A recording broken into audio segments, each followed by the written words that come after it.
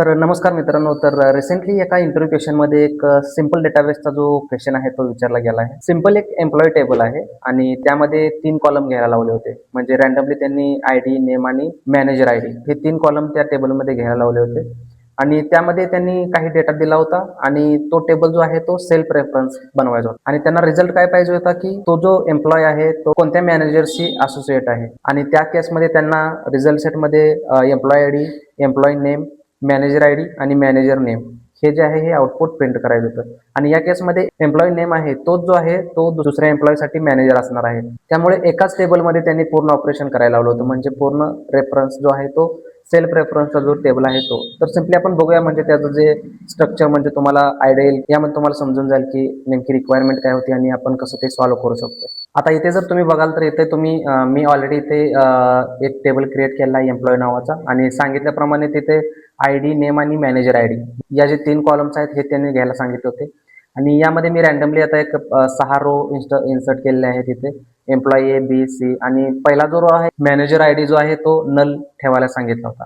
आणि दुसऱ्या केसमध्ये त्यांनी जो एम्प्लॉई नेम ए आहे म्हणजे एम्प्लॉई आयडी 2 जो आहे त्याला मॅनेजर आयडी 1 म्हणजे या केसमध्ये जो एम्प्लॉई ए आहे त्याचा जो मॅनेजर आहे तो सीईओ म्हणजे इथं मॅनेजर आयडी 1 टाकलाय. एम्प्लॉई बी साठी पण सेम मॅनेजर. एम्प्लॉई एक्स साठी मॅनेजर 2 म्हणजे हा जो एम्प्लॉई ए आहे तो एम्प्लॉई एक्सचा मॅनेजर आहे. आणि आउटपुटचा जो रिझल्ट सेट तुम्हाला बघायचा असेल तर तो त्यांनी या प्रकारे रिझल्ट सेट जनरेट करायला सांगितला होता. म्हणजे हा तुम्ही स्क्रीनमध्ये पाहू शकता की असा त्यांनी रिझल्ट सेट जनरेट करायला सांगितलं. तर आपण पाहूया की सिंपल क्वेरी जे आपण राईट करू शकतो यासाठी. तर समजा आता मी इथे सिलेक्ट यूज करतोय. सिलेक्ट सध्या आपण काही रो सिलेक्ट करत नाही त्यामुळे मी सध्या डायरेक्टली फ्रॉम करतोय एम्प्लॉई टेबल पासून आणि त्याला आलेच देतोय ई. आणि इथे आपण लेफ्ट जॉईन यूज करणार आहे कारण आपल्याला नल रेकॉर्ड्स पण पाहिजे. त्या केसमध्ये आपण लेफ्ट जॉईन यूज करतोय. जर आपण इनर जॉईन यूज केलं तर जो सीईओ आहे त्याचा मॅनेजर आयडी नल आहे तर तो रेकॉर्ड त्यामध्ये येणार नाही. त्या केसमध्ये आपण लेफ्ट जॉईन यूज करतोय.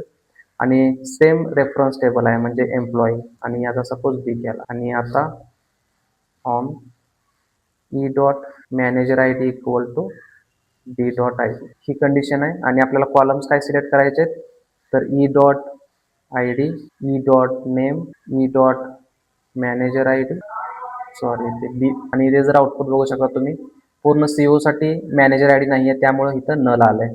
एम्प्लॉईचा जो आय डी आहे तो मॅनेजर आय डी 1 आहे आणि त्या मॅनेजरचं नाव आहे तो सीईओ म्हणजे एम्प्लॉई एचा जो मॅनेजर आहे तो सीईओ आहे. एम्प्लॉई बीचा मॅनेजर पण सेम आहे सीईओ. एम्प्लॉई एक्सचा मॅनेजर जो आहे तो एम्प्लॉई ए आहे तो इथे आलेला आहे. म्हणजे हे पूर्ण डिटेल्स आपल्याला मॅनेजर वाईज आली. पण आपली त्यांची कंडिशन काय होती की एम्प्लॉई आयडी जो आहे तो ॲज अ पॅरामीटर येणार आहे आणि ज्या पॅरामीटर जो आलेला आहे म्हणजे सपोज एम्प्लॉई ए बी आला असेल तर त्या केसमध्ये फक्त त्याच एम्प्लॉईची डिटेल आपल्याला द्यायचे. म्हणजे हे आता आपण ऑनलाईन एसक्यूएल इरिटर वापरतो त्यामुळे हे डिक्लेअर आपण डायरेक्टली यूज करू शकत नाहीये.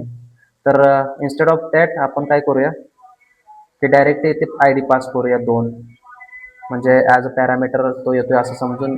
सपोज इथे 2 आय डी पास केलं तर इथे तुम्ही पाहू शकता पूर्ण एम्प्लॉई 2ची जी डिटेल आहे ती इथे आलेली आहे आणि त्याचा जो मॅनेजर आहे तो सीईओ. तर अशा प्रकारे तुम्ही पूर्ण तुमचा जो सेल्फ रेफरन्स टेबल आहे तो आणि त्याचा रिझल्ट सेट बनवू शकता. आणि हे सिंपल क्वेश्चन आहे ते मल्टिपल ठिकाणी तुम्हाला विचारले जातील. हे मोस्टली कंपनीमध्ये सेमच क्वेश्चन असतात. काही ठरलेले क्वेश्चन असतात ते तुम्हाला विचारले जातील. जर व्हिडिओ आवडला असेल तर लाईक करा आणि चॅनलला सबस्क्राईब करा. धन्यवाद.